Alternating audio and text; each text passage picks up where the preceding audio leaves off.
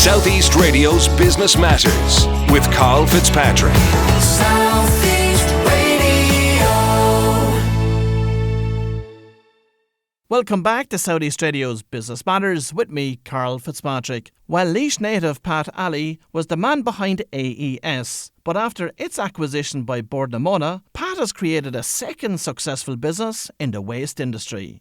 Pat, how did you initially enter the world of waste management? Well, Karl, it's a bit of a long story, but in short, I researched the marketplace. I was a former executive with Lambia for over 20 years and had a finance and accounting background. So research was also part of that. So what I did is research the Irish marketplace and particularly with what was happening across Europe and in France in particular, where I got a close association with Société Générale and through their business at that time, through their waste management business Vivendi. And they had a whole range of very exciting waste technologies, everything from recycling to incineration.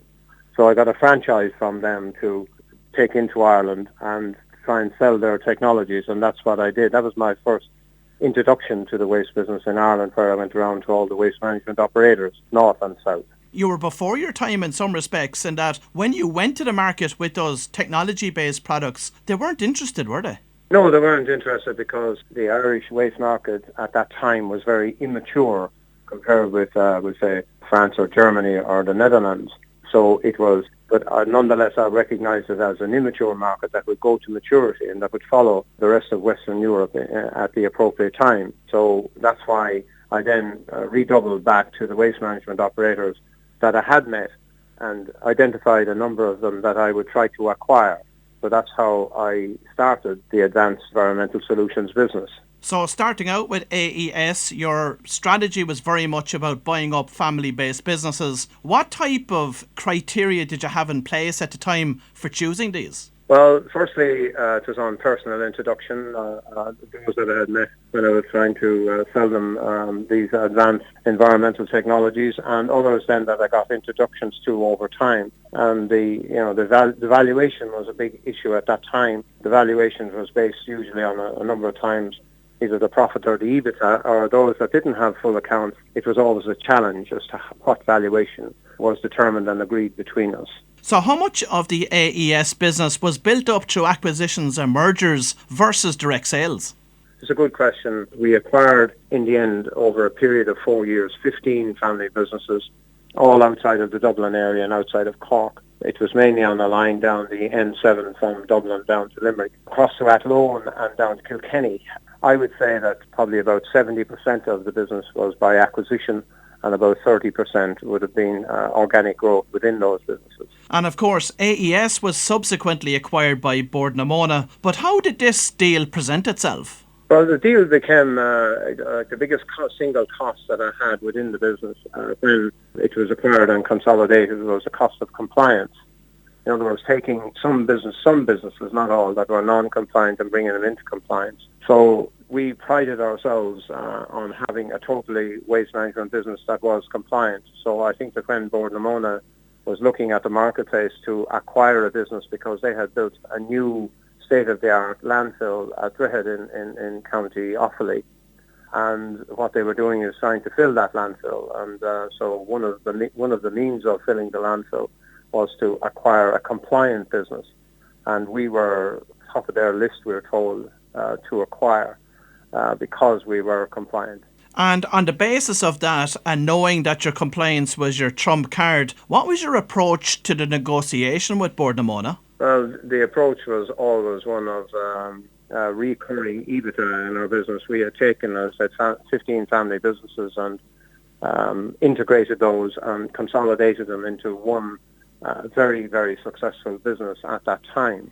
So the recurring EBITDA was quite substantial, and there was a negotiated multiple views to acquire that business, which gave an enterprise value of about 64 million, and a net equity value of about 10 million less than that. It was a fabulous success story at the time for you and the management team. Now, the reason I've asked you to join me on this morning's show is to discuss Trifol. Now, what was the original concept behind this business? Well, Trifol, the genesis of Trifol was that when I was in the AES business, the Murray family, which are Jay Murray and his son Michael, had established a business in Port Leisha, which converted waste plastics into fuel using a technology that they had imported from Australia. They asked me to become a non-executive director in that business based on my waste management experience and in particular my knowledge of waste plastics, because that was they were converting 100% of waste plastics into commodity fuel using pyrolysis technology, which means they produced diesel and naphtha from those products. And out of the plant that they built then, the demonstration plant that they built, initially they sold 3 new plants, one to Suez Sita in the UK, which is a big French waste management company, and 2 plants to a Spanish entrepreneur called Carlos Monreal in Spain, where he built 2 plants, one in Almeria down the southeast of Spain and one in Seville. And Steiner had a further, let's say, 7 or 8 plants in the pipeline when the whole business worldwide at that time crashed, because the dollar price of fuel in the late 2015 went from $105 per barrel down to below $30 a barrel. So that was a dramatic and killing blow to that business as a business model, producing one product only, which was fuel. So when you have one product only being produced by a company, and if there's a downturn and a collapse of the market, more than just a downturn, a collapse of the market, well, it was inevitable that those businesses would crash. And that's what happened. And like any great entrepreneur, I'm sure you had a contingency plan in place. So what was it? Well, in June of 2014, which is approximately a year and a half before Steiner crashed, I in fact took out a franchise for Steiner because I was confident of the technology at that time for all of Ireland, Turkey, Poland and Ghana. And those countries, the reason I selected those countries, I had travelled extensively in those countries and I saw the opportunity from a business point of view in those countries.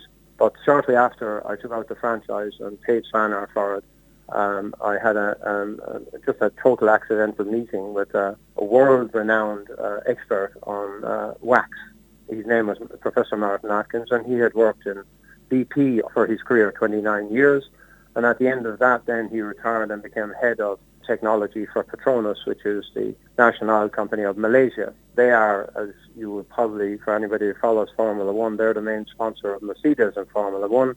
And out of the technology arising in Formula One, he persuaded me, and easily, that I should maximize the processing of waste plastics into a maximum production of wax and not fuel, and hence the total change of direction from de-risking the business from just producing fuel only to producing wax, and where fuel was a byproduct rather than the mainstream product. So how can this product, EnviroWax, be used? EnviroWax, which is a replacement for fossil-based wax, because the wax of the world is a substantial business. It is an $8.5 billion business, and it is expected to increase to over, I think it is $11 billion over the next number of years. If you break down the wax, most people's perception is that wax comes from bees. And before I got involved in this business, it was indeed my own perception. Little do people know that the wax of the world is a fossil-based product and is a byproduct that comes out of the oil refining business worldwide. So the wax that we're able to produce, which is green wax or an eco wax, is a new world technology. We have the product. We have 3 patents have been granted by the UK Patent Office. We've filed as well in EU and US. And these waxes can be split down into 4 different types of categories of product. There's industrial grade wax, food grade wax, cosmetic grade wax, and medical grade wax. And each of those categories have multiple uses within them, not only locally but also nationally and globally. And what level of investment was required to be able to tap into that particular market, Pat? Well, the first investment when I started the business, the first major investment was that we built a pilot plant. I'm working with Professor Martin Atkins and his team in Queen's University in Belfast. We built a pilot plant, and then we tested the product over a period of time under contract with Martin and his spin-out team. And then we filed for our patents. We filed for the 4 patents, two for the commercial wax, and 2 for also for ingredients for synthetic lubricants. We spent several millions on the research and development, and also interfacing with customers to see that the product was satisfactory to them. There's no point in just going off with a great idea without testing that in the marketplace. And so that cost a lot of money at the beginning when I was in the business on my own. And I was in the business on my own from June 2014, towards the end of the middle to the end of 2017.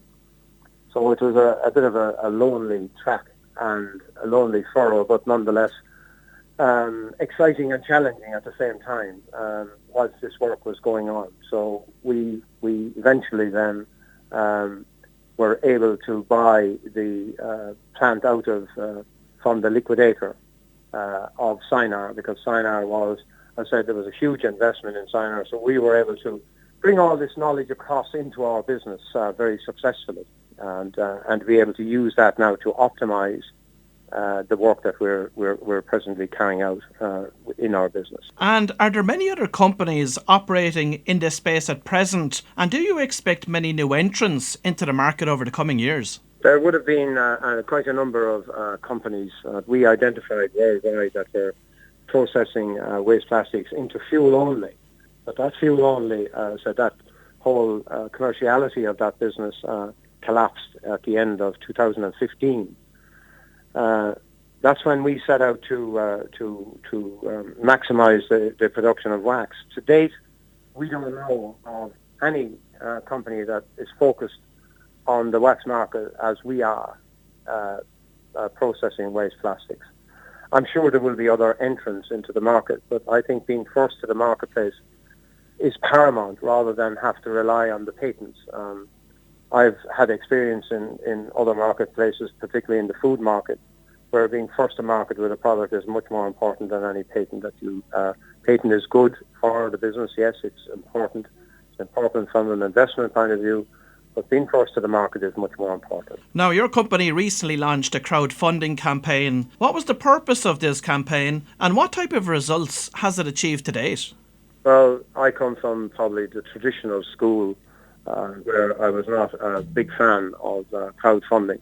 And it's only with my younger colleagues in the business that persuaded me, and particularly benchmarked a company in the UK that was in the same space as us but has a similar but different technology, where that company, and I reckon they weren't near as I think they're not near as substantial in terms of our business in the marketplace or in terms of our product expansiveness.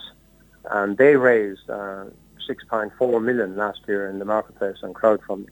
Now, given that the UK's market is about well over 10 times the Irish market, my colleague said that we should try out the Irish market for crowdfunding. So we did that, and we launched our crowdfunding, I think it was over 4 weeks ago. We have another 8 days to go, and see from today's stats. We set a target of 300,000 that we would raise. Up to this morning, the last time I looked at it, we were 430,000 that we had been pledged to date, and that came from 101 investors. And that was at a price per share of $4.50 a share. So we're very, very pleased. I must say we're taken aback about the response that the Irish public have had to the opportunity to invest in crowdfunding. I said, I'm old-fashioned and traditional. I didn't think that we would raise that kind of money. We're still open for investment. There's still 8 days to go. You can invest anything from €100 up to 100,000. You can do so anonymously by going in under their nominee. It's a very well controlled and regulated platform. It's called Spark, crowdfunding platform. So anybody who wants to go in and have a full look at our business online, I would invite you to do so and have a look at it. It is, I think, an exciting prospect. And if you go in and you get the same type of shares, which is ordinary shares that I have. We haven't created any different class of share. So everybody has an equal right in the company if they, whatever money they invest. And they would, of course, then as any ordinary shareholder, they would be kept duly advised on the progress and on the financials of the business. And what are you going to be using this funding for, Pat? Well, we acquired the old solar plant in Portlaoise. That was built originally at a cost of 6 million, and the building was originally built at a cost of 4.5. So we got those at a greatly discounted price based on the present, conditions that prevail in the Irish marketplace. So we got a great start. We had to pay for those. We also had to pay to put a team together in place, which you can see from our website and from the crowdfunding platform. We have a very experienced and talented team in place, very professional. We also had to hire, we were lucky to hire a team of former operatives that previously run the plant, and they're now in place. So we're ready to roll out full commissioning of the plant in the weeks ahead. All of that has been a substantial cost. And finally, Pat, as you look ahead over the next 5 years, what are your goals for the business? Well, our goals for the business is to firstly get through phase 1, which we're just about to complete in our business. Phase 2 will be, we will add on another 4 to 6 reactors to the plant and greatly enhance the total throughput of the plant in Portlaoise. We'll then have a benchmark plant or a role model plant that we can replicate anywhere in the world. So it will be a plant of approximately 12,000 tons per annum. And if somebody wants a plant of 100,000 tons, well, then we can roll out 10 times or 8 or 9 or 10 times that. If they want a smaller plant, we can equally do that. So the plant is very replicable in first target market would be the UK. But what we want to do is consolidate our business firstly and go through phase 1 and 2. We'll have phase 2 completed probably by the end of quarter 1 next year.